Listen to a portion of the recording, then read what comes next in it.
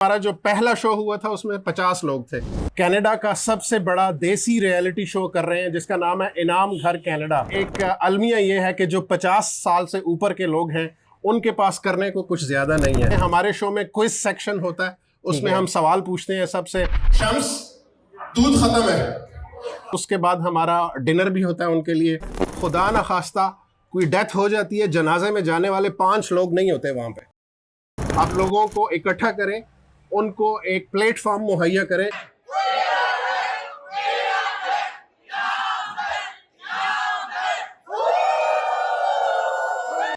अस्सलाम वालेकुम नाज़रीन, मैं हूं फहद अशफाक। आज हमारे साथ एक ऐसे मुअज़्ज़ज़ ओवरसीज़ पाकिस्तानी मौजूद हैं जो 18 साल से कनाडा में मुकीम हैं और रियलिटी बेस पर जो शो होते हैं नीलाम घर जैसे ये शो कर रहे हैं। और ये शो जो है लोगों की तफरीह के साथ साथ उनकी उम्मीद, मदद और सहारा बनते जा रहे हैं। आज इनसे बात करते हैं और जानते हैं ये सफ़र कब और कैसे शुरू होता है।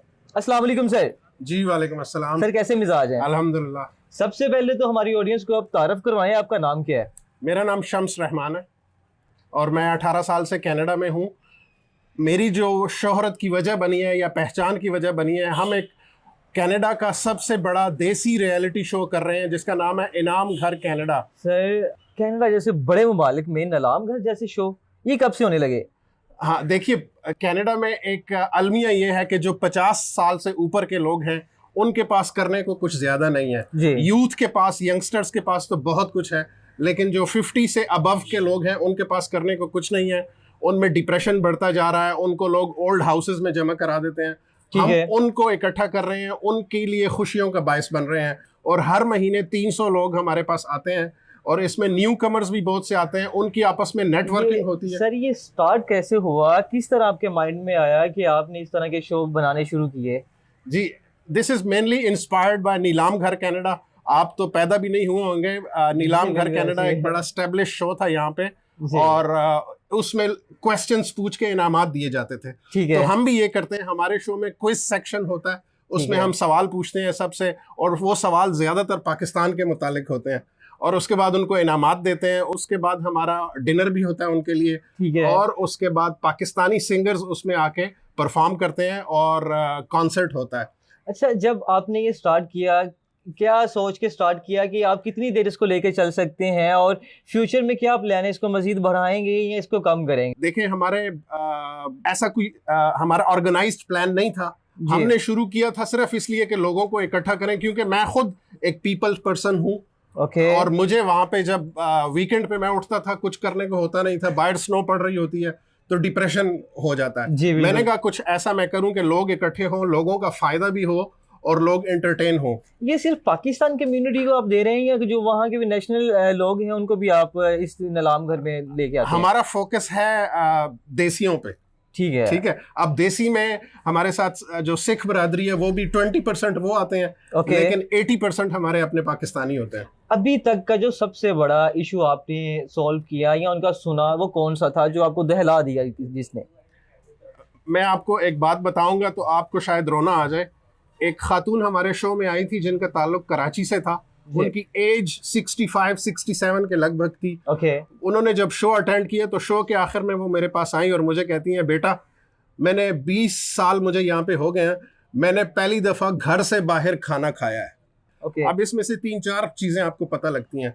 एक तो वहाँ की एफोर्डेबिलिटी क्या है कि वो कभी रेस्टोरेंट अफोर्ड ही नहीं कर सकते थे। दूसरा, उनके पास जाने के उनको कंपनी करने के लिए नहीं था, कोई लोग नहीं थे, कम्युनिटी इस तरह की नहीं थी कि जहाँ पे वो गैदरिंग कर सके। एग्जैक्टली। मैं आपको बताऊं, बाहर ये भी है, खुदा न खास्ता कोई डेथ हो जाती है, जनाजे में जाने वाले 5 लोग नहीं होते वहां पे, ऐसा भी होता है।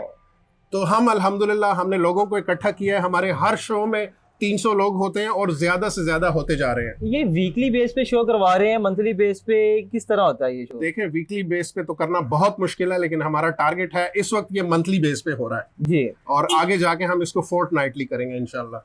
अच्छा, अभी जो आप बता रहे हैं जो मंथली बेस पे आपके पास आप शो करवाते हैं, कितने बंदे आपके पास शो में आ जाते हैं? वो रिपीटली भी आते हैं या जस्ट वो? बिल्कुल, जब एक दफा जुड़ जाते हैं वो आते रहते हैं, और एटलीस्ट 300 लोग हमारे साथ हर शो में होते हैं।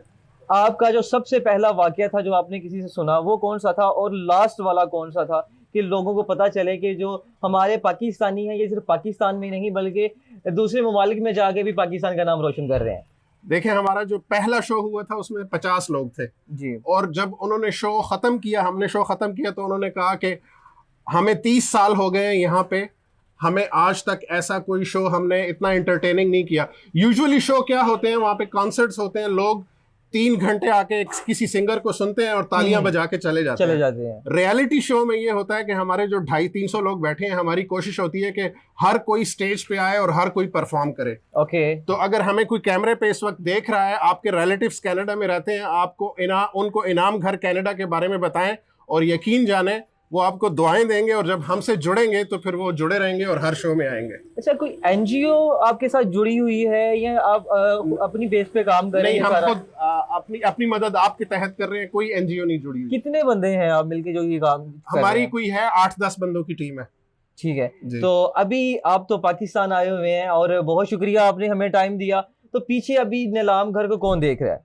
देखें, मैं यहाँ भी बैठा हूँ तो काम इनाम घर के लिए कर रहा हूँ जी, लेकिन मैं 2 महीने की छुट्टी लेके आया हूँ और लोग वहाँ बहुत उदास हैं हमारे बगैर। लेकिन आपको पता है कि मेन ड्राइव उस शो का इंजन मैं ही हूँ, तो इंशाल्लाह जल्द वापस जाके दोबारा इसको रिज्यूम करूंगा। अच्छा, आप क्या समझते हैं कि पाकिस्तान में इस तरह शो होने चाहिए जिस तरह आप कनाडा में करवा रहे हैं? तो हमारे पाकिस्तानियों को क्या मैसेज देना चाहेंगे जो पाकिस्तान में हैं या जो पाकिस्तान के बाहर हैं? देखें, पाकिस्तान में है या बाहर है, आजकल नफसा नफसी बढ़ रही है, बिल्कुल ऐसी वर्ल्ड वाइड हालात खराब हो रहे हैं। लोगों को अपने बिल देने से फुर्सत नहीं है, मजदूरी में लगे हैं, उनको टेंशन है कि किराया देना है, मॉर्गेज देनी है, गाड़ी की किस्त देनी है जी। ये सारी चीजें टेंस कर देती हैं और डिप्रेशन क्रिएट करती हैं। तो अगर यहाँ पर आप पाकिस्तान में हैं या पाकिस्तान से बाहर हैं, आप लोगों को इकट्ठा करें, उनको एक प्लेटफॉर्म मुहैया करें। एक तो इसमें लोगों का टैलेंट सामने उभर के आता है, फिर उनकी नेटवर्किंग होती है। अगर कोई न्यू कमर आता है उसको एक महफिल मिल जाती है, उसको एक फैमिली मिल जाती है और फिर नेटवर्किंग से आपको पता है सारे मसाइल हल होते हैं, जॉब्स भी होती हैं, गपशप भी होती है और फैमिली इवेंट्स भी होते हैं। अच्छा सर, लास्ट में मुझे ये बताइए कि सारी सी बात है, आप इतना काम कर रहे हैं, आपका जरिए आमदन क्या है? मेरा जरिए आमदन मेरी अपनी एक छोटी सी प्रिंटिंग कंपनी है जहां से मैं कनाडा में? जी, कनाडा में। ठीक है, तो वहां से आप सिस्टम चला रहे हैं अपना भी, फैमिली को भी, और ये एनजीओ मतलब कि ये कर रहे हैं। इसके अलावा हमारे साथ 1-2 स्पॉन्सर्स जुड़े हुए हैं जी, और एक नाम मैं लेना चाहूंगा अगर आपकी इजाजत हो। बिल्कुल। एक स्कैन्स अकाउंटेंट हैं, वो हमारे स्पॉन्सर हैं पिछले 3 महीने से जी। तो इस तरह से हमें उम्मीद है कि और भी स्पॉन्सर आएंगे, बिल्कुल, लेकिन अभी तक हमारे पास एक ही स्पॉन्सर है।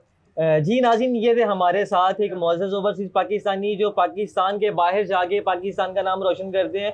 कुछ लोग होते हैं जो जहाँ वहाँ पे जाके कुछ ऐसी एक्टिविटी करते हैं जिससे पाकिस्तान का नाम बदनाम होता है, मगर कुछ ऐसे रियल हीरो भी होते हैं जो वहाँ पे जाके पाकिस्तान का नाम रोशन करते हैं। इसी के साथ अपने मेज़बान को दें इजाज़त। अल्लाह निगहबान।